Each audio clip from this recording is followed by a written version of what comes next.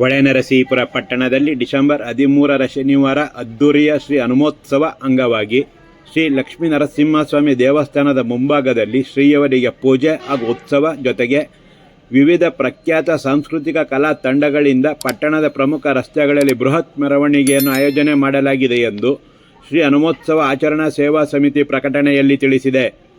2ನೇ ವರ್ಷದ ಹನುಮೋತ್ಸವ ಬೆಳಿಗ್ಗೆ 8 ಗಂಟೆಯ ಶುಭ ಲಗ್ನದಲ್ಲಿ ಶ್ರೀಯವರಿಗೆ ಪೂಜೆ ಹಾಗೂ ಉತ್ಸವ ಪ್ರಾರಂಭಗೊಳ್ಳಲಿದ್ದು, ಪಟ್ಟಣದ ಪ್ರಮುಖ ರಸ್ತೆಗಳಲ್ಲಿ ವೈಭವದ ಬೃಹತ್ ಮೆರವಣಿಗೆ ನಡೆಯಲಿದ್ದು ಹಾಗೂ ತಾಲೂಕು ಕಚೇರಿ ಮುಂಭಾಗದ ಗಣಪತಿ ಪೆಂಡಾಲಿನಲ್ಲಿ ಮಧ್ಯಾಹ್ನ 1 ಗಂಟೆಯಿಂದ ಪ್ರಸಾದ ವಿತರಣೆ ಇರುತ್ತದೆ.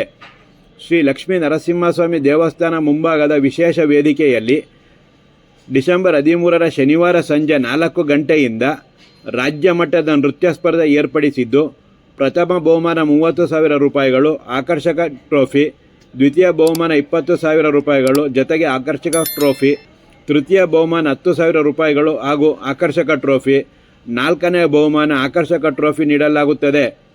ಪ್ರವೇಶ ಶುಲ್ಕವನ್ನು 500 ರೂಪಾಯಿ ನಿಗದಿಪಡಿಸಿರುವ ಜೊತೆಗೆ ಸ್ಪರ್ಧೆಗೆ ನಿಯಮಗಳನ್ನು ರೂಪಿಸಿದ್ದು, ಹೆಚ್ಚಿನ ಮಾಹಿತಿಗೆ 9652526660 ಹಾಗೂ 8971993369 ನಂಬರ್ ಸಂಪರ್ಕಿಸಲು ಪ್ರಕಟಣೆಯಲ್ಲಿ ತಿಳಿಸಿದೆ.